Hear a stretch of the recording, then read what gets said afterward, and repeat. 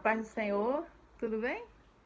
Bem, a gente está aqui para conversar um pouquinho sobre o que é o jejum. A Erika me pediu um estudo sobre o jejum e aí o que significa o jejum bíblico. Nós vamos conversar um pouquinho sobre o que a Bíblia fala sobre jejum. Jejum é um tema recorrente no texto bíblico, quer dizer, ele está sempre em pauta, mas em momentos específicos, né? O que a gente pode falar? Que essa é uma prática bem presente na Bíblia, sendo sempre utilizada em momentos de desafio e de santificação. Você não vê isso sendo usado aleatoriamente. É sempre quando há, por exemplo, uma convocação específica por conta de um tempo específico, quando alguém ou um povo, uma pessoa busca uma santificação para um tempo específico, né? É uma prática espiritual, é uma prática muito presente no texto bíblico e que a gente precisa ou resgatar ou ter isso também como uma das nossas disciplinas espirituais. Isso é muito bom. E no dia de hoje, ou nos tempos atuais, a gente tem uma série de entendimentos sobre o que é o jejum, né? Aí depende do que a gente chama de interpretação do texto, mas basicamente nós vamos propor para vocês um estudo que fale o que é, quando aparece, né? E alguns cuidados sobre. A gente vai estar enviando também para o grupo de vocês, vou estar mandando para a Erika, eu vou pedir a gentileza da Erika repassar para vocês uma pastoral sobre o jejum, uma carta pastoral expedida pelo Colégio Episcopal há alguns anos sobre jejum, né? Vou falar sobre isso depois, tá? Então, o nosso estudo ele está organizado em 3 passos, os 3 momentos. A gente vai ver a questão do jejum, o que é, o que não é. Nós vamos ver 2 textos que falam sobre e depois orientações gerais. A gente vai ver um pouquinho, isso a gente vai ver não, mas assim, eu vou mandar um material sobre o que a nossa igreja pensa sobre direcionamentos do Colégio Episcopal, ok? Bem, então vamos lá. Quando a gente fala sobre jejum, o que a palavra jejum significa? É um tempo de ausência de alimento. Então, um tempo que você fica sem se alimentar. O texto bíblico, ele fala sobre comida e ele fala sobre comida e bebida. Então, quando eu estou sem comer, eu estou em jejum. Quando eu estou sem beber, eu estou em jejum, mas depende do que você deseja. Eu posso ter um jejum aonde eu como fala, eu não como nada, mas a questão da água, por exemplo, não influencia em uma quebra de jejum, ok? Eu posso fazer um jejum aonde eu me abstenho, jejum é abstenção de alimento.com.br. Agora, se a água quebra ou não quebra o jejum, vai muito do entendimento de cada um, de cada uma, tá certo? Por exemplo, eu particularmente entendo que água não quebra jejum, tá? Mas aí a gente vai conversar um pouquinho quando a gente vê isso nos textos bíblicos, ok? Bem, então jejum, abstenção de comida. O que é abstenção? Ausência. Então você opta por não se alimentar por um período específico de tempo. Perceba que alimentar é uma coisa, beber é outra. Eu vou seguir essa linha porque é aquilo que eu entendo ser o correto, tá ok? Você pode entender diferente, não tem problema nenhum, né? Se para você o jejum, ele é tudo junto, é comida e bebida, tudo bem. Quando eu falo bebida, eu sempre estou me referindo à água. Até porque eu sempre parto do princípio, enquanto pastora, de que quando eu, por exemplo, convido a congregação ou a comunidade ou grupo específico para entrar em jejum, eu sempre explico, irmãos e irmãs, ausência de alimento. Por quê?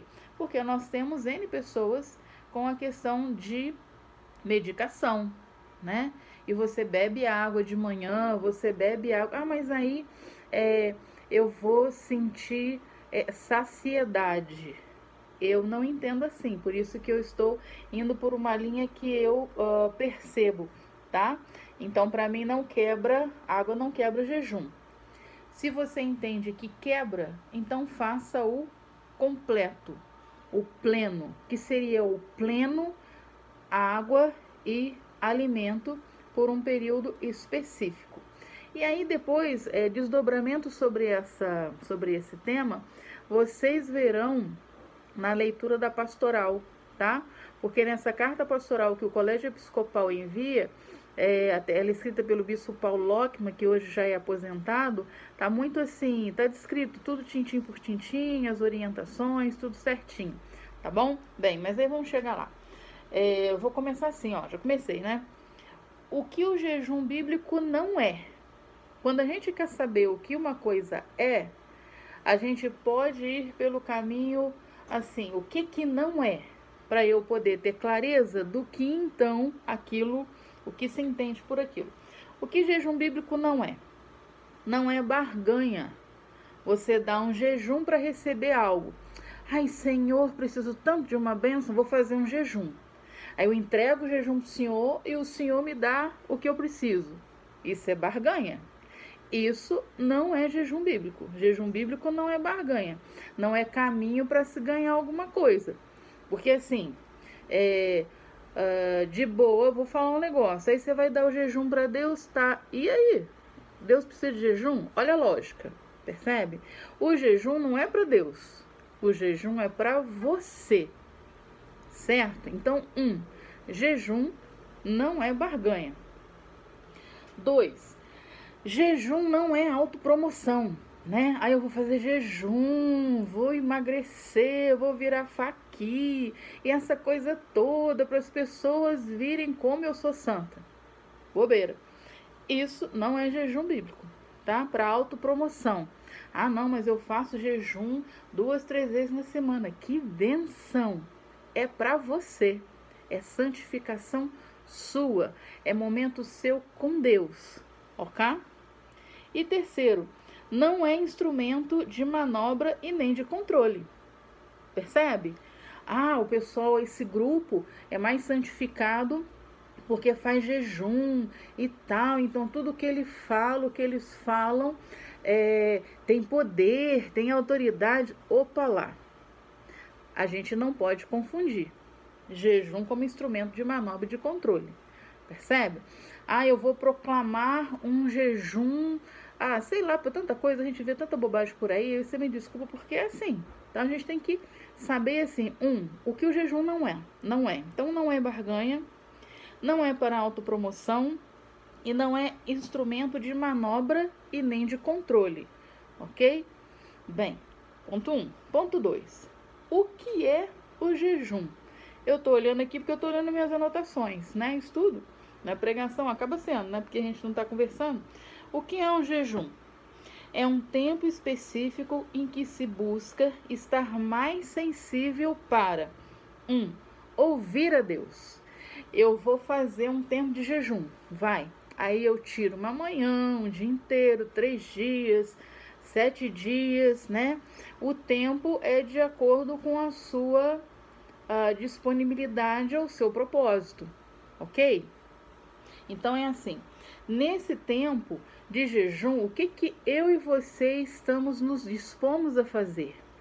Nesse tempo onde eu não como, eu não me alimento, eu me abstenho da comida, eu irei me dedicar a estar mais atenta ao que Deus fala, a estar mais sensível à voz de Deus. Por quê? Porque nos afazeres do dia a dia, nas obrigações que a gente tem, nas responsabilidades, a gente passa batido pelo dia, não é assim? E aí nem sempre a gente se atenta a Deus falando com a gente. A gente tem dificuldade de discernir, de entender a voz de Deus em meio a tantas vozes. O jejum, ele propicia isso. É um tempo onde eu me recolho ou eu separo para estar mais atenta a ouvir. Percebe que o jejum não é para Deus, é para mim, para que eu possa percebê-lo melhor, para que eu possa estar mais sensível a Ele, a voz dEle, a vontade dEle. Outra coisa, jejum é para santificação. Quer dizer, um breve período de separação para que você possa perceber o que Deus quer. É santificação pessoal, tá? Jejum, para discernir a voz do Espírito em meio a tantas vozes, né? E aí aquele texto lá da visita de Nicodemos a Jesus é muito legal, porque tem um versículo lá, eu sei que é capítulo 3, acho que é 3:8, no versículo 8, ele fala assim que o vento sopra para onde quer, né? Vai para onde quer e tal, a gente não sabe de onde vem nem para onde vai, assim é todo que é nascido do Espírito. O que esse versículo está falando especificamente? Que aquele e aquela que é nascido do Espírito, ele ouve, ele discerne a voz de Deus em meio às outras vozes. Esse versículo está inserido dentro do texto da visita de Nicodemos a Jesus e fala sobre a experiência de Nicodemos. Quer dizer, Nicodemos era um cara que conhecia a lei, que era um dos principais dos fariseus, mas ele não entendia muito bem essa questão da vinda do Messias. Tanto que quando ele vê os milagres de Jesus no templo de Jerusalém, depois ele vai visitar Jesus, ele visita à noite, João é muito específico, mas aí é uma coisa para outro estudo. Ele vai visitar Jesus e lá eles começam a conversar algumas coisas. A fala, ele não compreende a fala de Jesus, porque era necessário que ele nascesse do Espírito.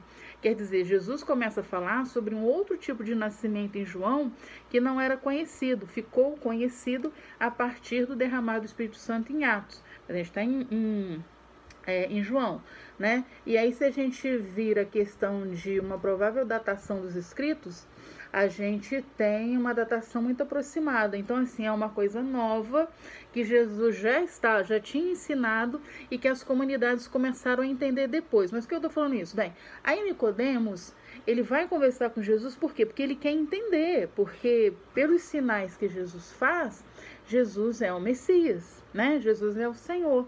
Mas ele tem dúvida. E o que Jesus fala? Olha, em meio a tantas vozes, aquele e aquela que é nascido do Espírito discerne o que é de Deus. Ele percebe que tem algo diferente acontecendo. Por que eu estou falando sobre isso e por que eu liguei ao jejum? Porque em meio a tantas vozes do dia a dia, né, da nossa vida, a gente precisa discernir qual é a voz de Deus. Quem é que discerne? Aquele que é nascido do Espírito, de acordo com João 3. Quando a gente coloca na questão do jejum, poxa, eu preciso estar mais sensível, eu preciso estar com os meus ouvidos espirituais mais aguçados. Como é que eu posso fazer isso? Faça um jejum, para que você possa ter um tempo onde você se coloque mais à disposição para ouvir. Sabe como? Você está mais propício a ouvir, porque você separa um tempo para. Bem, isso é uma coisa. Jejum, um período de fortalecimento espiritual, um tempo de consagração, em tempo em que você diz ou declara de forma contundente, quer dizer, forte, né? Para você, eu quero seguir a palavra de Deus e a sua vontade. É uma declaração, entendo o jejum como uma declaração também. Um compromisso, você firma um compromisso de um período a um período, né? Cada uma escolhe o período que deseja, não é uma regra. A gente segue as questões bíblicas no sentido de numeração, né? Então, eu quero 3 dias, Pai, Filho e Espírito Santo, significado de trindade. Aí eu quero 7 dias, é a perfeição, né? Em 7, Deus criou o mundo em 7 dias e tal. Eu quero fazer em um dia, em 40 dias, o número 40 na Bíblia, a questão teológica significa o romper algo, a transição de algo muito importante na sua vida. Então, assim, a gente tem o número na Bíblia não como lógica matemática, mas como entendimento teológico, quer dizer, como é que eu uso esses períodos, né? Ou esses números a fim de entender ou a fim de significar alguma coisa a nível espiritual. Bem, e aí... uma aliança, pode ser também, tem esse entendimento, e uma prática espiritual muito boa, né? Bem, vamos lá. Tem 2 textos que eu queria falar, citar, vou convidar vocês a lerem, porque a gente não vai fazer a leitura toda. São 2 textos que me chamam a atenção quando a gente fala sobre jejum. Tem vários, mas eu gosto muito, aí eu vou dar minha preferência, eu gosto muito do texto de Esther, capítulo 4, versos de 8 a 16, onde especificamente fala sobre as ações de Esther. Né? O que acontece? Esther é casada com o rei e tem um cara no palácio que trama a morte dos judeus, e quando ele trama a morte dos judeus, ele faz todo um esquema lá, e aí Esther, que era uma das esposas desse rei, se não me falha o Assuero, ela fica sabendo por conta de sua família, ela é avisada, Mordecai avisa a Esther de que havia toda essa questão para matar, para dizimar os judeus e tal. E aí a Esther, é interessante, eu gosto dessa coisa na Esther, porque a Esther se mostra muito humana, né? Ela tem medo. No primeiro momento do texto é muito interessante porque ela tem medo e ela conversa com Mordecai. Mas se eu entrar na presença do rei e se eu não for convidada, eu posso ser morta. Ninguém pode entrar na presença do rei, porque a gente está no período de monarquia, a gente tem toda uma estrutura aí. Ela tem medo. E aí o Mordecai fala com ela, é muito interessante, eu gosto do texto, eu estou lá em Esther, capítulo 4, o convite leia todo o livro de Esther, é curtinho, numa sentada você lê. Aí Esther, capítulo 4, verso 14, olha só o que ele fala para ela. Porque se de todo te calares, agora de outra parte se levantará para os judeus socorro e livramento. Mas se tu e a casa de teu pai perecereis, tu e a casa de teu pai perecereis. E quem sabe se para conjuntura como esta é que foste elevada rainha. Ele fala, por que você acha que você está? Se entendemos que tudo é plano de Deus, então você está onde está, para que talvez você possa intervir nesse momento. E aí logo no versículo seguinte ele disse assim, então disse Esther que respondesse a Mordecai, né? Ela está mandando um recado através do seu criado. Vai ajuntar todos os judeus que se acharem em Suzã e jejuai por mim. E não comais e nem bebais. Percebe? Orientação específica. Não comais e nem bebais. Por 3 dias, nem de dia, nem de noite. E eu e as minhas servas também jejuaremos. Depois irei ter com o rei, ainda que é contra a lei. Se perecer, pereci. Eu gosto muito dessa mulher, porque veja bem, não é barganha, lembra? Não é truque. Ela sabe o que precisa fazer, ela está com medo, ela precisa de fortalecimento para poder enfrentar, precisa de fé. E aí ela pede então para que Mordecai avise o pessoal, os judeus, peçam um jejum de 3 dias. Significado de 3 dias na questão teológica.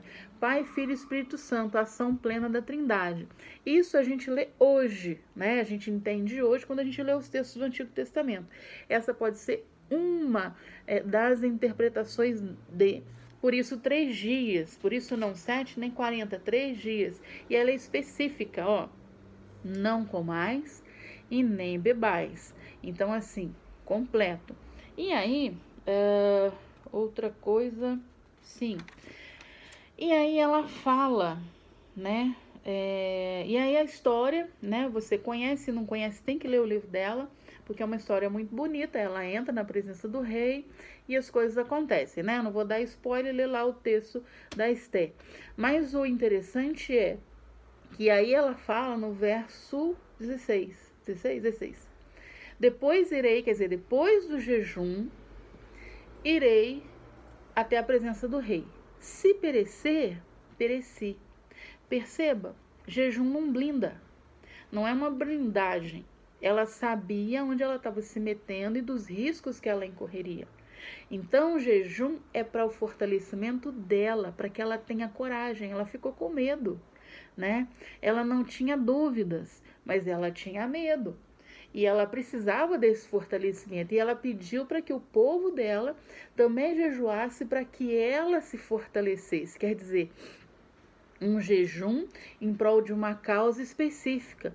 Um jejum como se fosse uma oração, né? Vamos colocar assim, mais forte, não sei se eu posso dizer isso, para uma causa específica, clamando pela intervenção divina.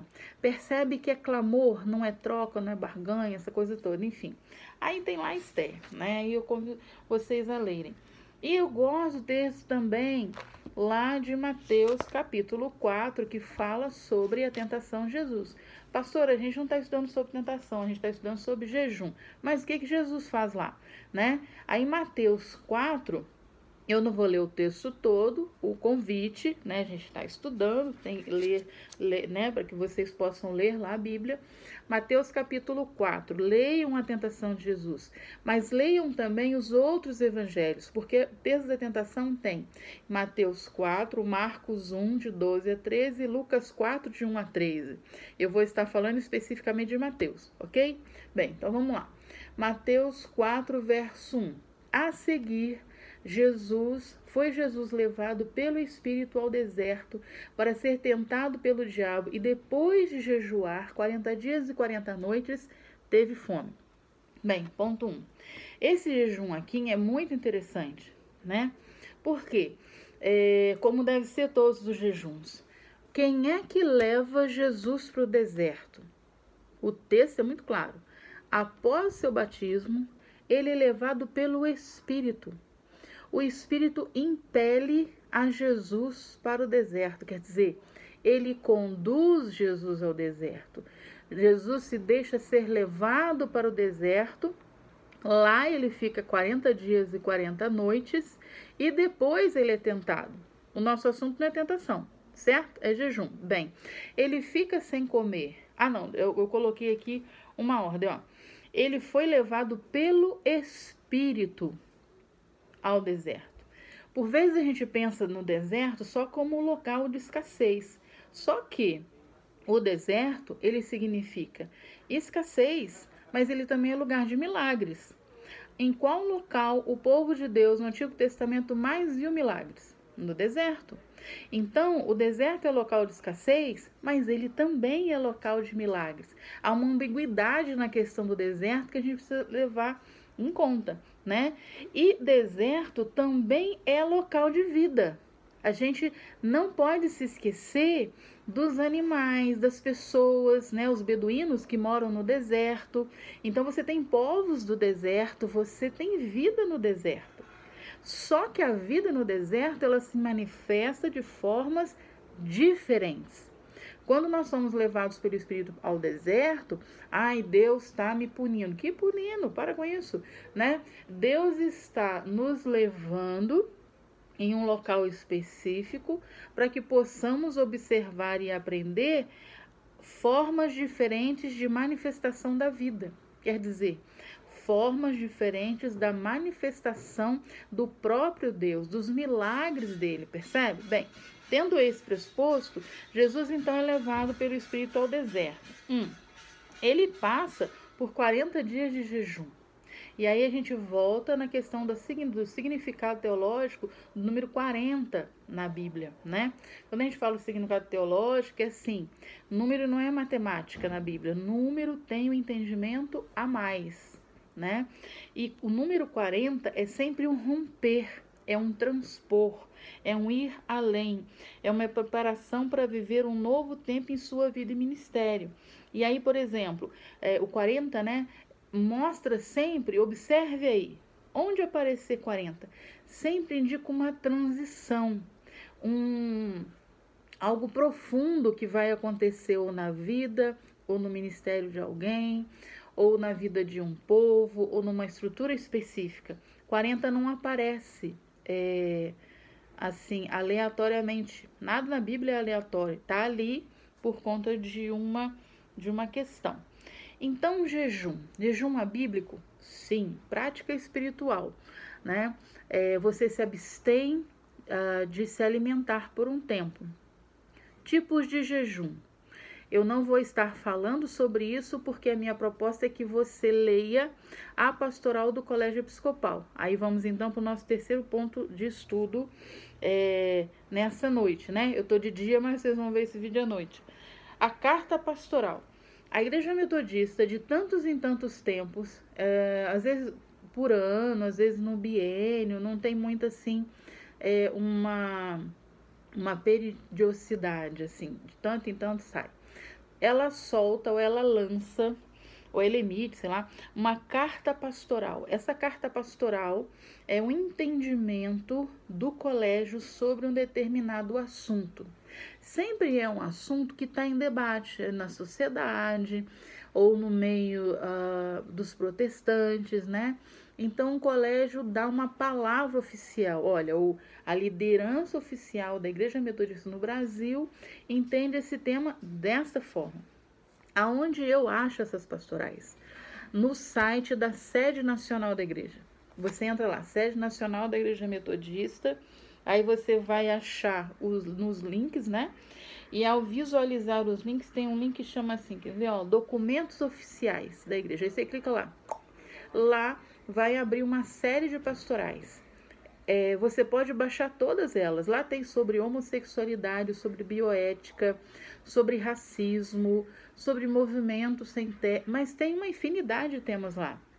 São falas oficiais da igreja. Ah, mas vale até hoje? Vale até hoje. Quando alguma coisa muda, o colégio emite outra no local. Entende? Então, o que eu vou estar disponibilizando para vocês? Está enviando uma carta pastoral sobre o jejum. Tem duas lá. Tem uma que é a mesma, né? Tem uma que é lançada depois, só que ela não está na capinha, como eu vou mandar para vocês. Eu li, o conteúdo é o mesmo. Leia lá. Lá o Bispo Paulo fala sobre jejum no Antigo Testamento, jejum no Novo Testamento, forma de jejum e o que a igreja fala sobre, entende sobre e os cuidados para esse período. Bem, gente, é isso. Eu espero que tenha ficado claro. Se não, mandem aí as perguntas, né? As dúvidas, convite. Leiam o livro de Esther, maravilhoso. Leiam os textos do Evangelho e busquem, né, outros textos que falem sobre o jejum. Na própria pastoral tem uma infinidade de textos que são sugeridos e várias referências bíblicas que estão lançadas, tá? Lá na pastoral. Então veja, leia, releia, sempre com a indicação de uma Bíblia da Sociedade Bíblica do Brasil, como eu já tenho sempre falado, né? Porque é material seguro em termos de tradução, em termos de linguagem. Bem, é isso, gente. Fique com Deus, paz. Tchau, tchau.